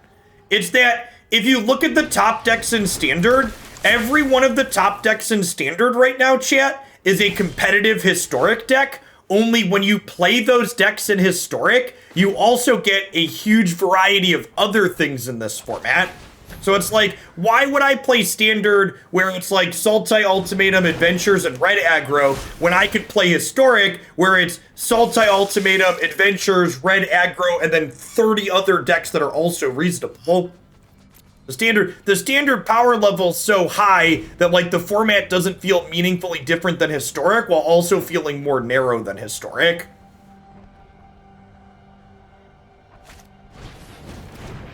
Is my TLDR. This thing, for people not familiar, crews for 1 and is a 3/5, which is why I didn't attack last turn. Historic doesn't have Enigmatic Runestorm being playable. That's probably not true. In fact, that deck's probably even better with better mana.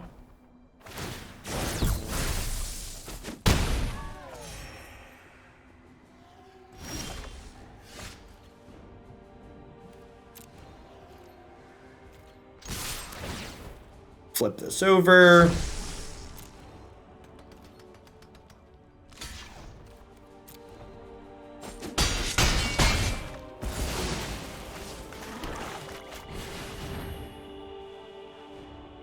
Lose a little bit of life here, but get to draw a bunch of cards, get a chunky attacker. It's kind of surprised they attacked with Harvester. I think that was a little greedy. That's a lot of gas, for sure.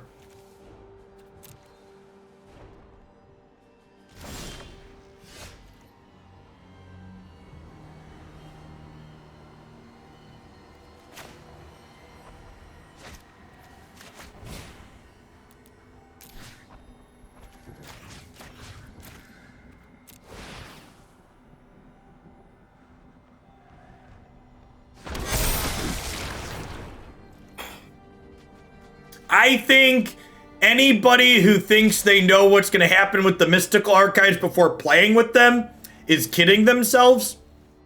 What's about to happen to Historic is going to be historic for Magic as a game.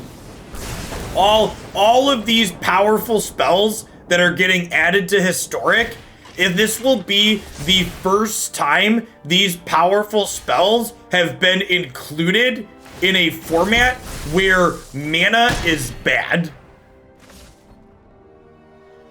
All of these really powerful spells that have a big history of doing strong things in Magic the Gathering have always done strong things in formats where mana was close to perfect. And that couldn't be further from the truth here in Historic. In Historic, mana is going to be anything but perfect. And that matters a lot. That detail, that nuance is relevant.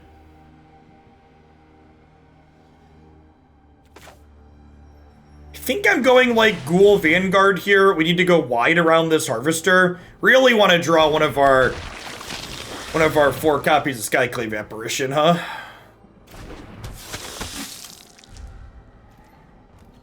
Yeah, there's no fast mana either. Every spell is contextual in its power level. Magic cards aren't just objectively good or bad. The details that surround them are really important.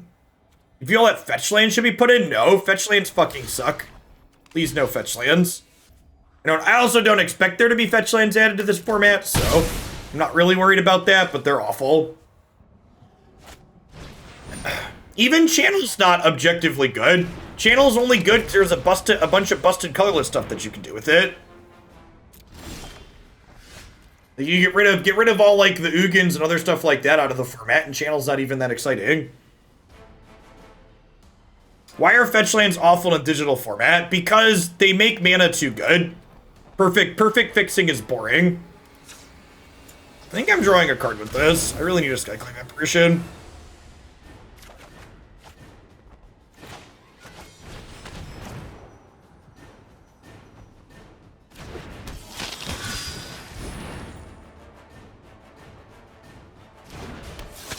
Man, feels like we're gonna lose this game. Felt like we were really far ahead when we played the Champion of Dusk, and then like Harvester into Hazoret, just really messing us up here.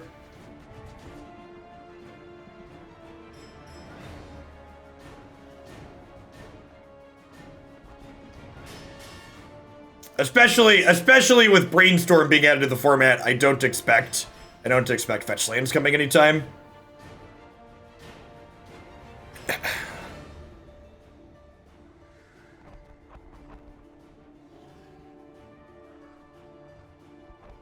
Yeah, we were on the draw this game. Yeah, we're not just dead yet either. If we had like running Skyclave Apparitions, we take this game over real fast.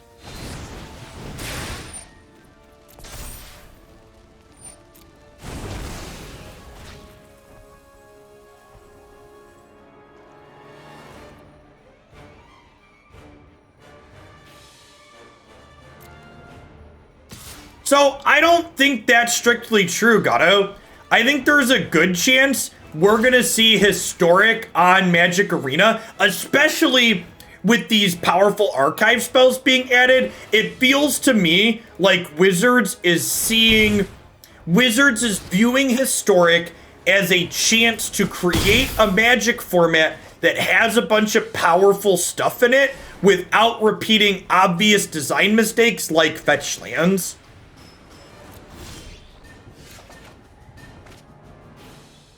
That's what it looks like. It looks like in my mind, at least, as an outsider looking at it. And I'm all for it. For reference, I think that sounds great. Kick it. Yeah, it seems like they're like, okay, Historic to me looks like they're going like, okay, how do we fix mistakes we had with other formats like Legacy? Nick, thanks for the half a year. Welcome back.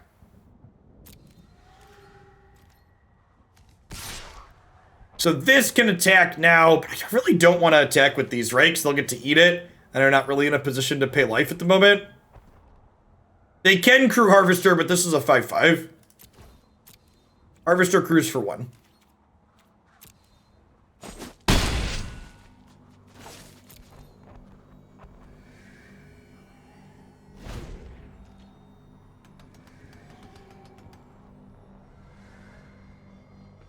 Even lands are good draws for them at this point, though, because lands let them cast their Wellspring here.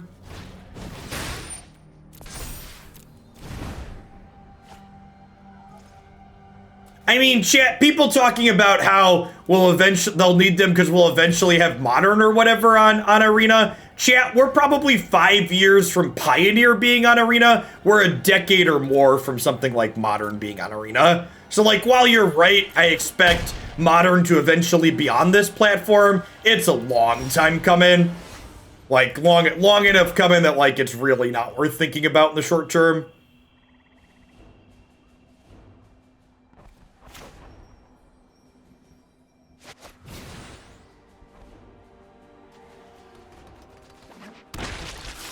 I haven't confirmed my second commentator for the April event yet.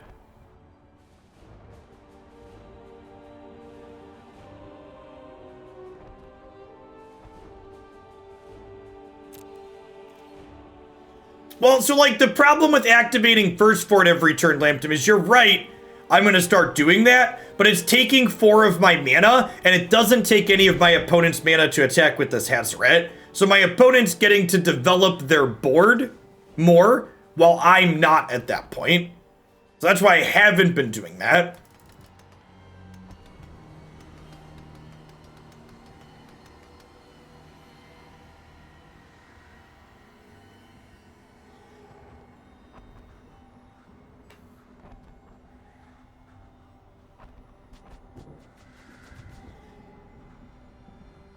I think the original dual lands are just boring.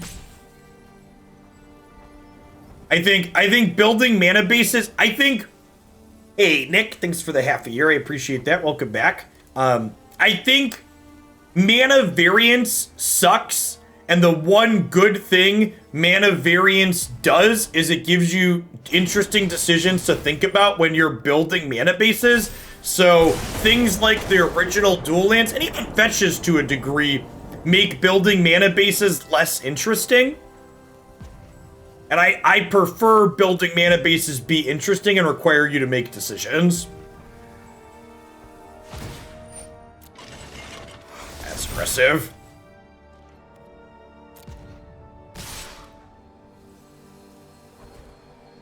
This attack confuses me.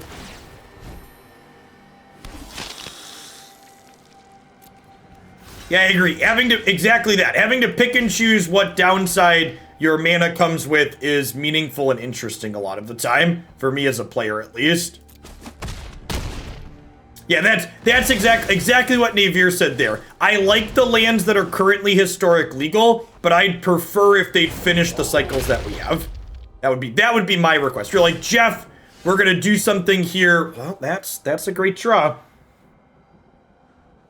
Oh, wow. You know what I messed up here? I messed up. I can't play this and activate First Fort this turn. So the way I played my lands, this should have been on white. It's a mistake. Mikey, thanks for the 24 months. Welcome back. I appreciate it.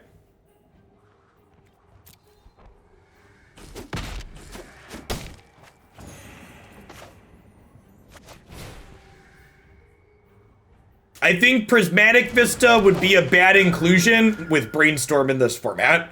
So we talked about that before. Before Brainstorm was added to this format, I think Prismatic Vista would have been a fine inclusion. But with the addition of Brainstorm, I think Prismatic Vista hits the too good uninteresting territory.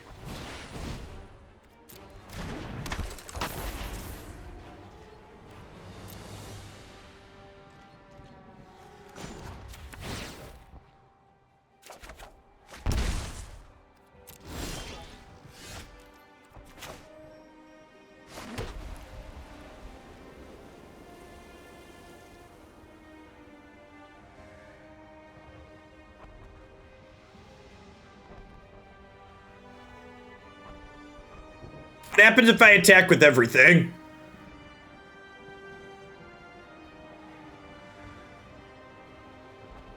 I probably don't want to attack. So they can block 3 things, right? So they go block, block, block. They actually can't block this if I attack with everything, right? Because they have to block my 3/3 power things. right? Otherwise they die, because if they block 2 3 powers and a 2 power, they take 7 and die. Okay, yeah, so attack with everything puts them to 1.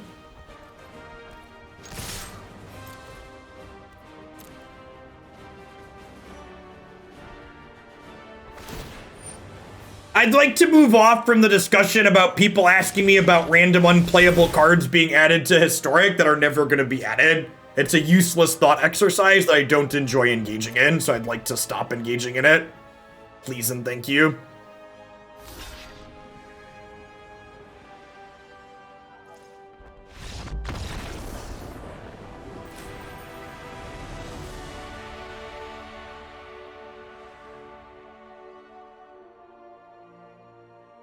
I like this deck a lot.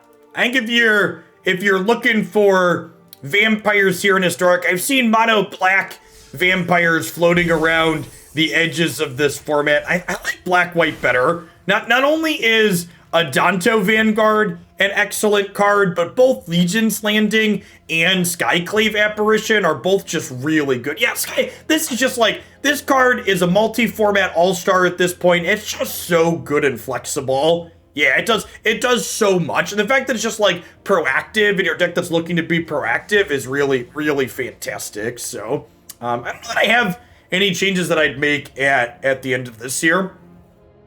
It felt pretty reasonable. One question to ask that I want to think about as we play decks like this is, okay, what do these decks look like when the Mystical Archive hits? And Inquisition of Kozilek's a card that's a kind of natural inclusion into something like this, but at the same time, I'm also not sure that I really have a good cut. Like, I guess we could cut this, but I feel like we're already on the low end for enough 1-drops to really make Legion's Landing great. Like, another natural weak spot is kind of this, but like, the lifelink on this is relevant. I feel like if you wanted to fit Inquisition into here, Nullpriest is probably the cut to do so, but I'm also not convinced that this is a card I want to get rid of. This could be a deck that only wants 4 discard spells, and like, maybe, like, I don't even have to rest in my sideboard, right? So like, decks like this, if you watch me play against creature decks, like you look at the red matchup that we played and the Gruul matchup that we played before that, I actually board the Thoughtseizes out because in those creature matchups, you want more cards that play to the board. So I'm actually not really sure that I want those effects. Jake, thanks for the 7 months. Yeah, I should poke at some more runes here at day 2. Should be, hopefully they'll have a format worth playing again. Replace your main deck ghouls with Aetherborn Vamps because having a hard time with life totals against aggro decks and because I couldn't activate the res without Sorin. Is that a bad take or a valid variant? I mean, I think if I wanted to metagame this deck for aggro more, I would probably play Skyclave Apparitions in the main as opposed to Silversmote Ghoul. I would encourage you to go back and watch our match against Gruul to see how important Silversmote Ghoul is against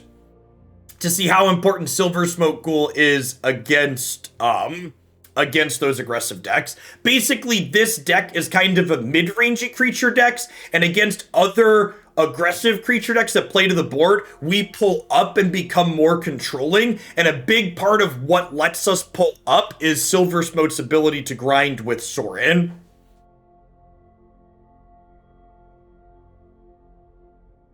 All right, so we are going to deck